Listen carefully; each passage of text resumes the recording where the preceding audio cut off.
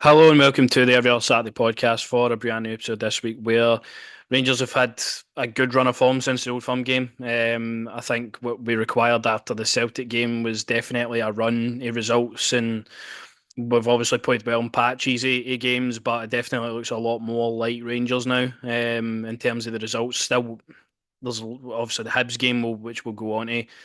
Massive errors in terms of how we're seeing out games and how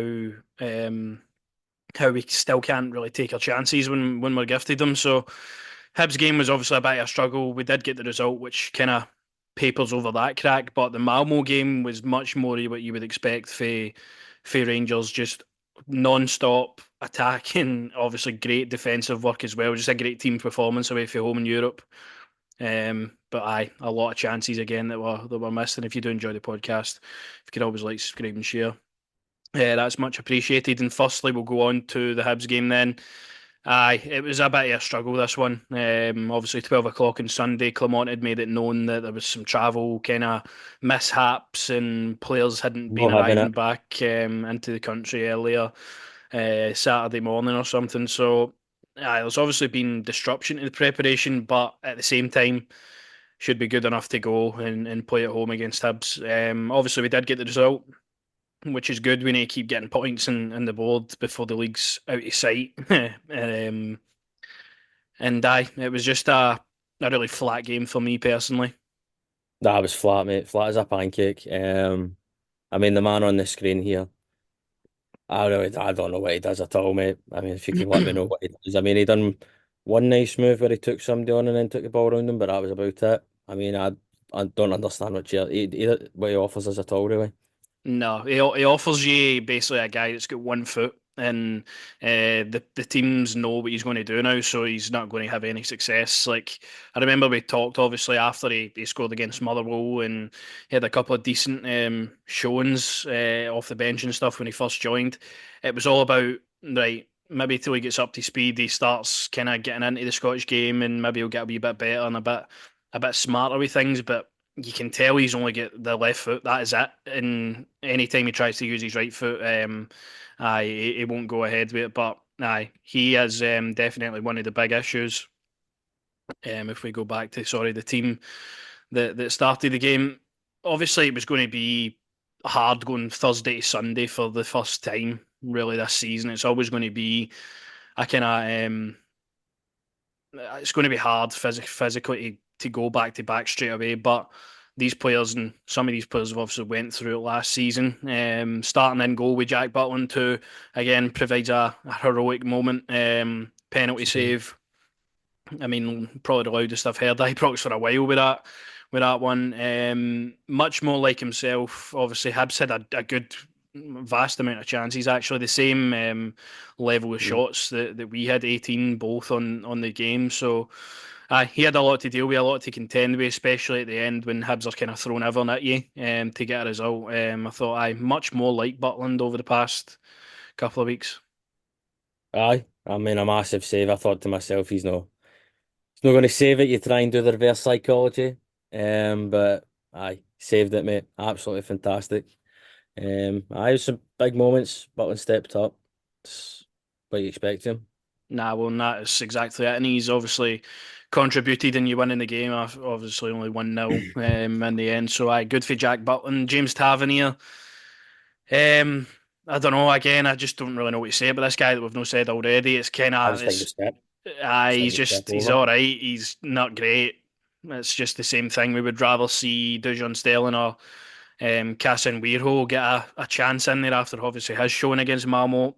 I think the problem all Rangers fans have is it's Tavernier is undroppable. No matter what any will do, he's never going to get dropped. And I think that's where the fans are now starting to rebel a wee bit because they want to see somebody else in there. Tavernier drops out for a game or two. Maybe he does come back energised. Like as a manager, Mm. surely you would think about that. But again, kind of same old for Tavernier that we've kind of expected.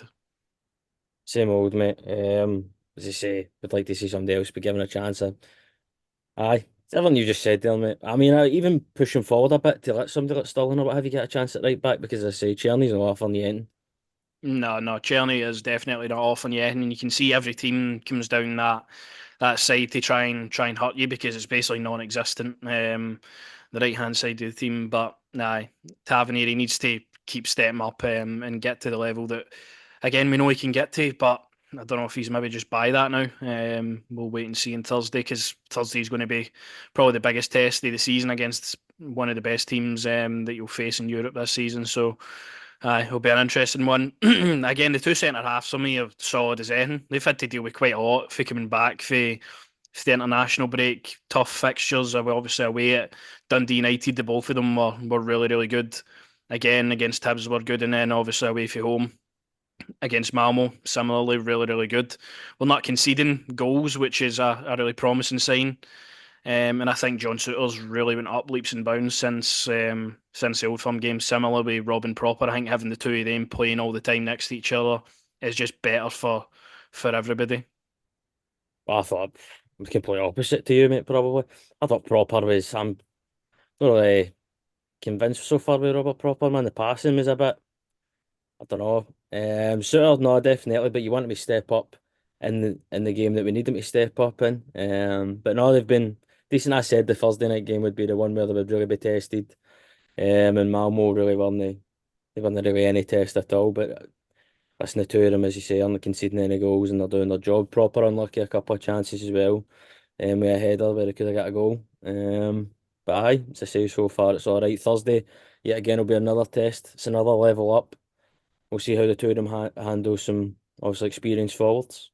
No, that's it now. Obviously, Proper did have a couple of ropey moments with the ball at his feet, but I think as a whole, defensively, we were decent in that area and have been for the past few games. So long may that hopefully continue. And then Rangers man of the match again, Yefte on the left hand side. This guy's looking at a real find. I really like everything I see about him. I think he's just got all the attributes you need to be a modern day fullback, and he's improving every game and he looks like the only kind of attacking outlet at times where he's got the qualities that maybe some of our wingers don't, which is obviously concerning. But honestly, when Ridvan Yilmaz comes back fit, yeah, that shot is It's a Yefty's fight for on his now. hands. It's a deathless fight on his hands for that position. As you say, boys, when top quality. I think you could, as I said last week as well. Obviously, him and Connor as well. You could say one of the two of them so far been player standing out. But listen, top player. Nah, he's a Exciting. top That's player. what we wanted. We want to get excited about Rangers players. This guy is exciting. That's what I like about him. Nah, he's exciting. He's just kind of knuckled down and got on with it. As far as he's been at the club, there's no been really too much of a bedding in It's period or that. And even when he's creating, usually when something maybe doesn't pay off, fans will maybe give the moan or the hang me. Fans that you can tell fans are patient with him and they can see what he's trying to do. So he's That's the definitely thing. one See of if you're the. trying to do things. See if you're trying to obviously Aye, whip we crosses into the box, and we can see that the fans will always get behind you. and we can see you're obviously frustrated it hasn't paid off. The fans will fully back you, man. Nah, and I think he's been one of the stars of the season so far. And obviously again another test for him will be playing against Leon. It's probably going to be the toughest test in his career in Europe. Anyway, since he's obviously started, he's only 20 still. We've got to remember. So a long way to go Crazy. for Yefty in the game, but definitely Crazy. a good good performance again. The midfield, Connor Barron again, similarly to Yefty, same kind of thoughts. A guy that provides effort and a guy that you can see wants to actually play for the club and Mm. fight for the victory is exactly what Connor Barron is. I thought he was just a standout again. No, I mean, every week we're praising this boy. Fantastic. The highlights for me on Thursday as well. So him, Diomande. But I Raskin, I mean, I was happy to see him get a start finally. And then just wasn't really in the game and then he obviously get hooked off. But I thought it was a bit unfair to hook him off, man. But I aye. think that might have been the plan, just to give everybody 45 minutes they hadn't really I been know playing. I know, it's just I don't know, it's just I think the treatment of him starting to get a wee bit weird as well. I don't know. Well, I think Maybe it's now just obviously me. Diomande missed out the weekend. And We don't know if he'll be available for Thursday. Hopefully he will be, but that position's open. I feel like Raskin is probably the guy that would take that spot. So I think 45 minutes to get him kind of up to speed, yeah, if you could say, and then we'll see how he goes. But Raskin's been a weird one under Clement. You thought, right, Belgian guy, he's going to get on with him really well, but he's struggled aye. for starts. He's struggled to get. any playing minutes. It feels like he just gets chucked on the last 10 minutes. That's what I was just going to chip in and say there. It's like, yeah, as you say, you thought Clement would have right maybe took a bit of more liking towards him, but I don't think he's really keen on him. Aye, I think he'll need to use him though. That's the thing. Everybody in this squad is going to get used, whether we like it or not. Whether it be Kieran Dowell, for example, a guy that's kind of you don't really know what he brings to the team. Everybody's going to Just get their fuck chance, off. and I would prefer if those chances are being given to your Cole McKinnons, Robbie Frasers of the world, guys that are obviously going to be here and want to make an impression. I think that's where we have to be as a club this season. Frankly, like we need to be bringing these guys up, but. Aye, we'll see if Clement decides to use them. Obviously, we spoke about Václav Cherny at the start there. Again, just a really, really poor performance. Every time he gets the ball, he loses it. Every time he gets the ball and tries to pass it, he passes it to an opposition man. He's getting frustrated with the crowd that are obviously acknowledging the fact that he's been poor. Just he seems like a one-trick pony, and it's concerning to me that that was the only guy we brung in to play that position because 9 times out of 10 he's going to be starting games for us, which is really, really concerning with how his form is going at the moment. And the fact that we didn't want to sign a winger on deadline day when we had the guy ready to go. We were going to sign Samuel Eddiosi for Southampton, and apparently now we just decided against it because Rabbi Matondo scored 2 goals against Ross County. Like, stupid decisions at the club are going to come back and bite us. And again, wide areas in the pitch are just absolutely biting us in the foot now. That's it, mate. That's it in a nutshell. I really just don't think the guy's good enough at all.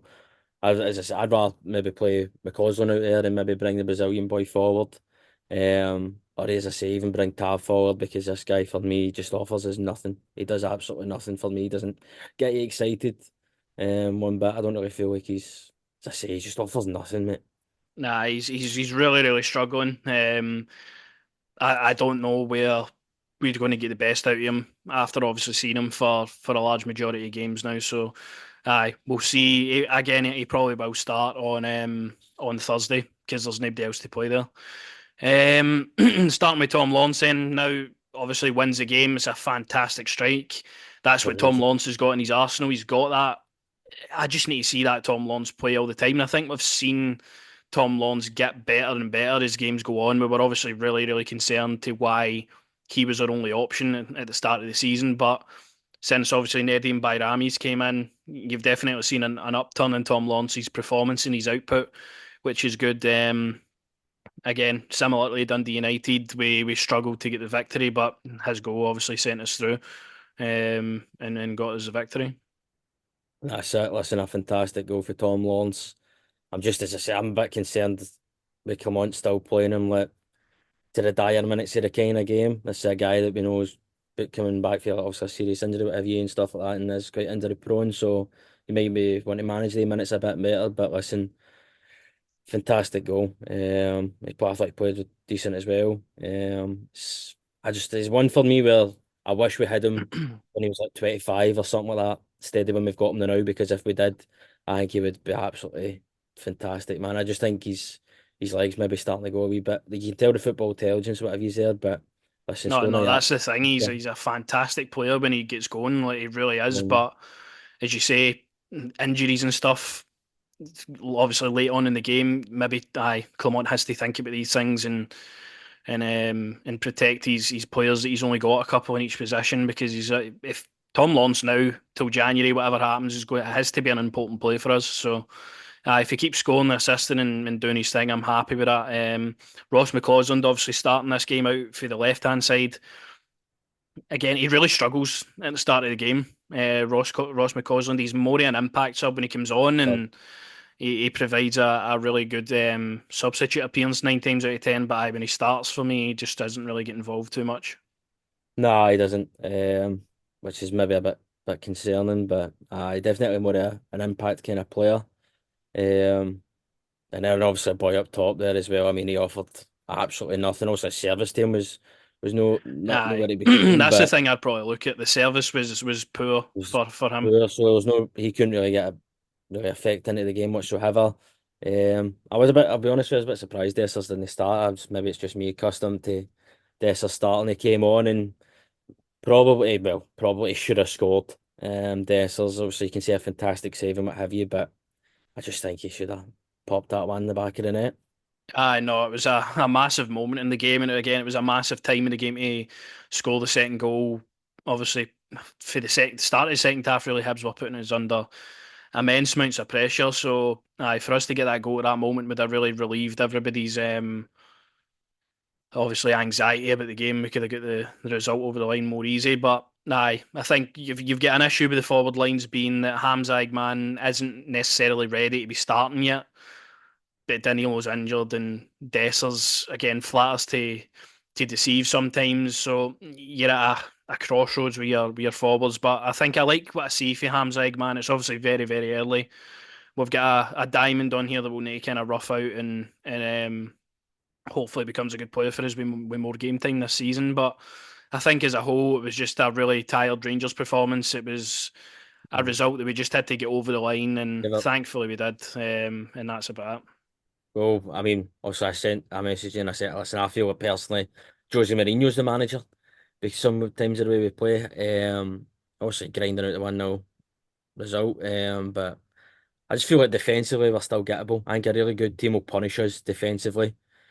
Going forward, we just don't take our chances at the moment in time. But we're getting the wins, and that's all that matters. Getting the points on the board, and that's all that matters, Nah, man. you kind of just hope everyone all kind of comes together in due course. And then that was the stats for the game as well. You can see both 18 shots, obviously only one goal in the game, which doesn't really provide good reading. But 18 shots each. Hibs were definitely in the game. They'll probably be really annoyed that they didn't come away with anything, obviously, and getting a penalty at Ibrox could have been a real upset here, to be honest with you, if we didn't play our cards right in this game. But nah, it's a victory and it's winning the books. Obviously, coming off of the Malmo game where we started our Europa League campaign. I mean, I came through, I sat down. It was 1-0 to Rangers. It was a, a fast start, you could say, from Rangers, and it was just a probably the most complete performance of the season, really. Malmo, you were kind of expecting to maybe give you more of a fight. Really weren't in the game at all. We just completely bossed them in every area of the pitch. It could have been about 8-0 in the end if we had took our chances, if we had players that could score. And it's not just half chances, it's one on ones with the goalkeeper, and we're just obviously missing those chances. But I think as a whole, we started off the Europa League campaign in a really strong way. I think it got a lot of the fans excited about the rest of the campaign. I think games against Malmo are ones you have to win if you want to then go and progress. I think it's the top 24 that get into the playoffs and stuff. So, Yeah. there's definite room for us to get in there. It's all about just again, a performance like that. European football seems to suit Clermont a lot more than domestically. So you'd hope. Well, listen, there was another manager that seemed to be the case with as well. No, listen, just for me, I thought we should have after the first goal. I thought we should have really went for it and really punished them. But listen, we absolutely, as you say, probably most complete performance so far. As you say, just no taking the chances yet. And as Thursday coming up, big team coming over, obviously. That's a team that you know probably take their chances. We need to take our chances. I feel like we need to be obviously a lot stronger defensively. But I just need to go for it as well. We've got the Ibrox factor, which always plays in. I personally looking at the kind of fixtures and the way we've got them, I'm not really concerned until obviously we get to maybe a Spurs or well, I'd say a Man United, but but no, definitely feel like we've got a chance in the way that the table works out, mate. Nah, I think as you say, we've started in a good way.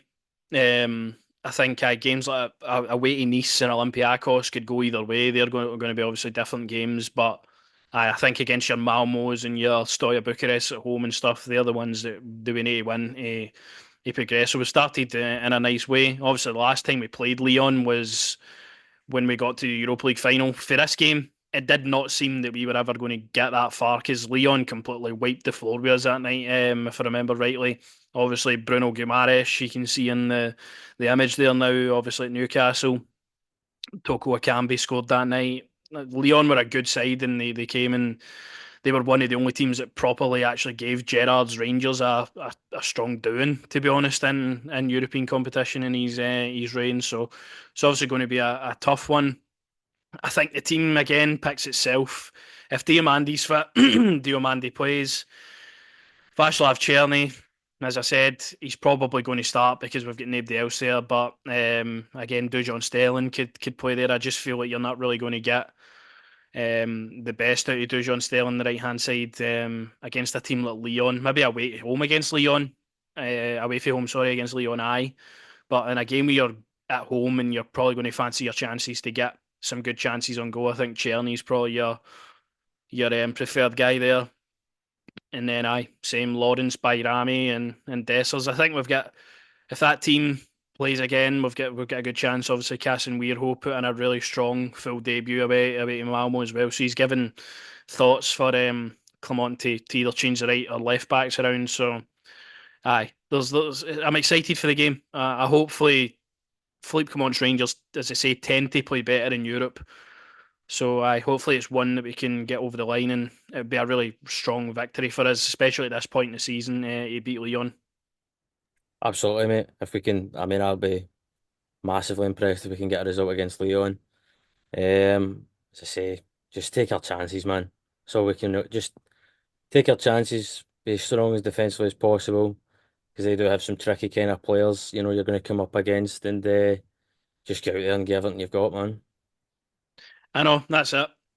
You just need to give everything you've got in these games at Ibrox as well. You just need to leave everything in the pitch. The fans are there and going to be behind you. So hopefully it's another one of those special European nights, and hopefully we can just keep building this form up in Europe and try and just get in a comfortable position so we can start obviously thinking about different competitions in the league and the cup and all that coming up. And it'd be nice to kind of not have Europe as an afterthought, but know you're comfortable in Europe where you've got enough points on the board to where you can obviously start focusing on other things. So yeah, there's no reason why we can't go and beat Leon, but with some of the performances I've seen for Rangers this season, I think it's more the players that need to step up to that level really.